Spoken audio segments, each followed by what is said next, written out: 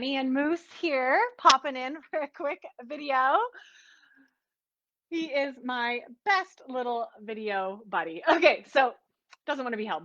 I want to jump in here really quickly because I know that I have shared a little bit about this big next move that Ben and I are about to take. And I wanted to give you all an official update so everyone is in the know. I've had lots of people reaching out, and I'm so grateful. Thank you so much for your love and support in this kind of ungrounded, uncertain time for us in needing to move out of the place that we're in by October 1st, and the rental market being a little bit crazy where we are in Vancouver Island right now. So we are so excited to announce not only has this been a catalyst for us to really get our butts in gear and decide to buy our first home, which is so exciting. It's always been something that's been on my like future goals list that's never really come into the present moment. It's always, there's always the excuses. I'm not ready. I can't afford it, all that stuff. But we really decided this was enough. Enough is enough of this renting game and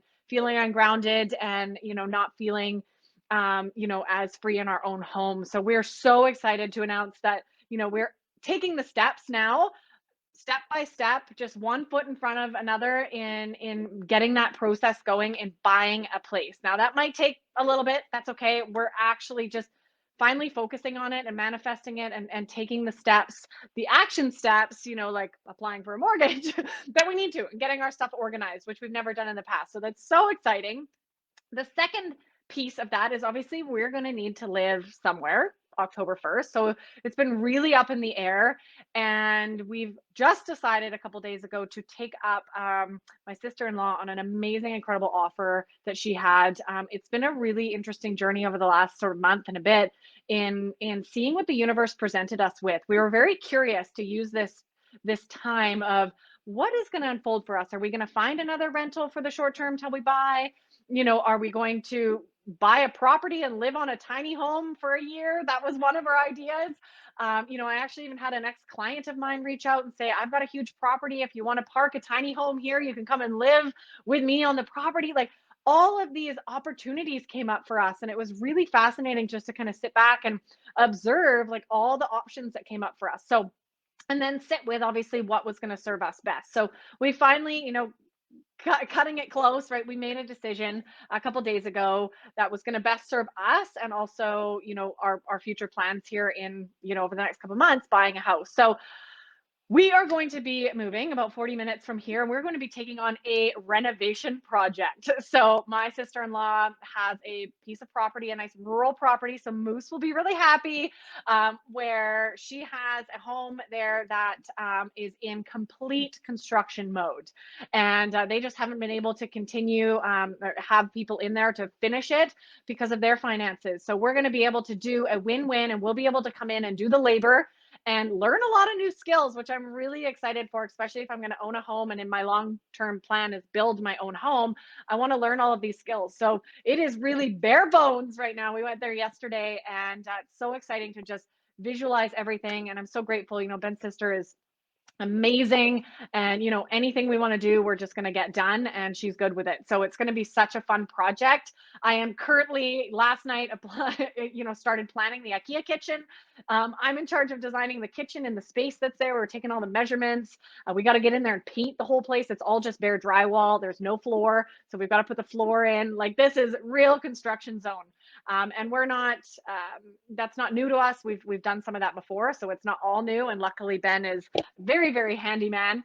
And I'm grateful for that. And I'm grateful to be able to learn all the skills that are going to come with this. So I'm going to be keeping you all along the journey with me. I'm going to be sharing mostly on my Instagram stories, which I believe also share here in the Facebook stories. So follow me, and if you're not already following me on Instagram, it's at Danielle Dame Coaching. Come and follow me over there. And actually, Danielle Dame, sorry, coaching is the Facebook page. So at Danielle Dame on Instagram.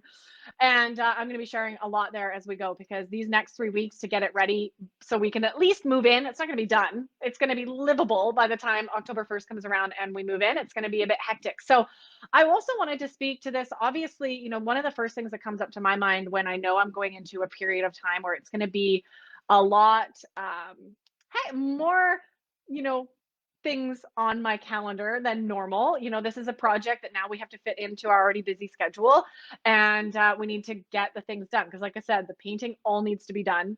Ceilings, walls, there needs to be a floor.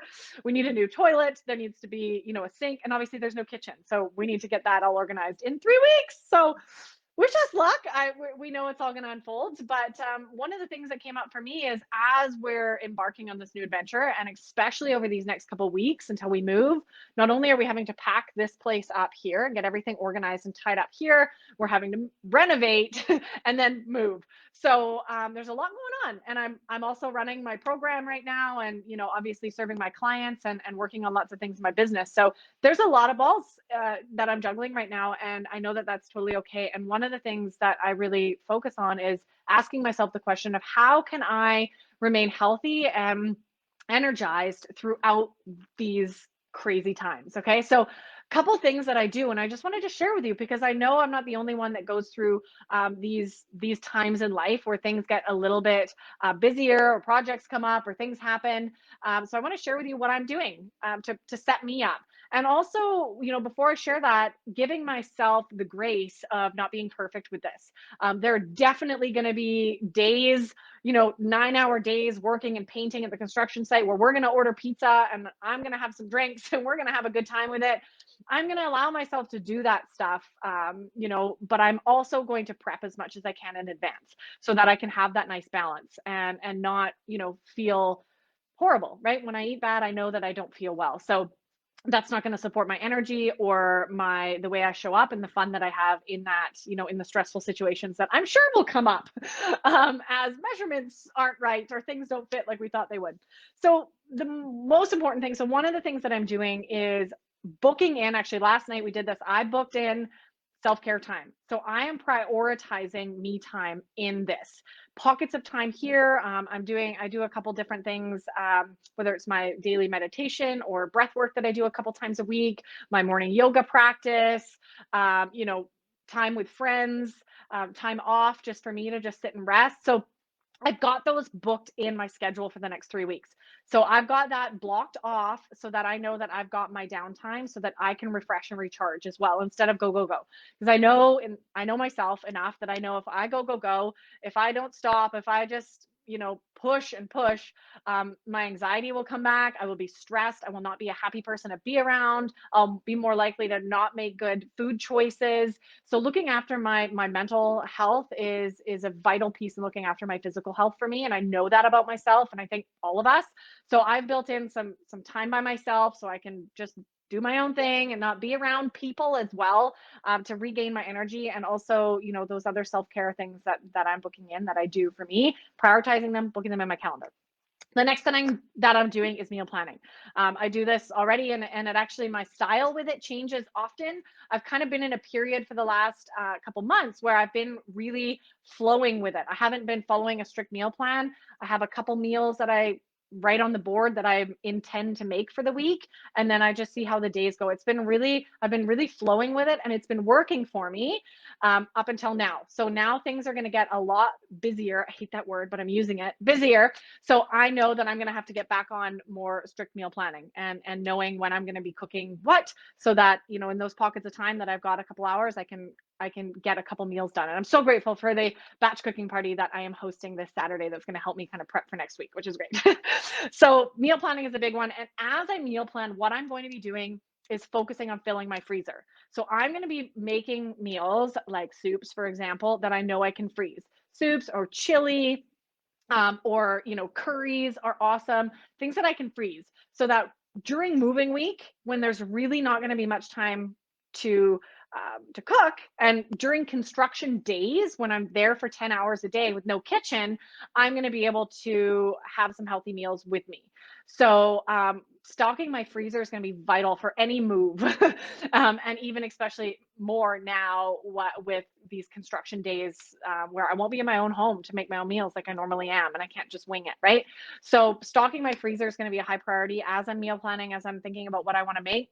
And on top of that, I'm also going to be choosing probably 3 or 4, like just in my mind, even just knowing a handful of meals that are really quick for me to put together and work well, on the road. We're going to be like on the road because we don't really have a kitchen. That being said, there's an old stove there. We're buying a new one, but the old one there, I could plug it in. I'm gonna bring a pot. I can heat up soup. I can heat up curry. I can heat up leftovers. Easy. So just kind of knowing the couple meals, like whether it's wraps or, big salads or, soup that I can heat up there, things that are going to be my go-to on those long days. So we don't have to order out. We don't have to rely on junk in the area being delivered, right? So I'm going to prep as much as I can. That being said, we're definitely going to do some eating out as well. That's going to be part of the fun. And we're going to allow ourselves to do that. But that's a big one that I'm going to do. And then, as I mentioned, my morning routine. So I'm really committing to myself, to stick with my morning routine. So my morning routine really sets me up for the day. And really the most important parts for me mentally is my meditation and my yoga in the morning, and just having a moment of stillness and calm before I start the day. Knowing that these days are going to be very physical, I'm not really going to worry too much about my fitness, regime, going for runs and the workouts that I do. I know on those days I'm going to be getting plenty of movement, and that's going to really serve my body. So I'm not too worried about that. And I'm going to let myself off on the hook as well. If I'm exhausted, I'm not going to come home and go for a run. I'm going to rest and listen to my body. Listening to my body is a priority. So those are a couple of the things that I'm really doing to set myself up. And let's see how it goes. You guys are going to come along with me. Like I said, I'm going to be sharing on my Instagram and my Facebook stories. So you can check out there. I'll definitely share some of the before photos. It's going to be really fun to share the before and after, because like I said, it is complete construction zone. There is no curb appeal. It is drywall, no floor, no kitchen. So it's going to be really fun to completely transform this place into a gorgeous rural, setting on this beautiful property that it's on. So looking forward to the adventure, and I'm looking forward to bringing you along with me. And I hope that you all have an amazing adventure planned as well for the rest of September. All right. See you soon.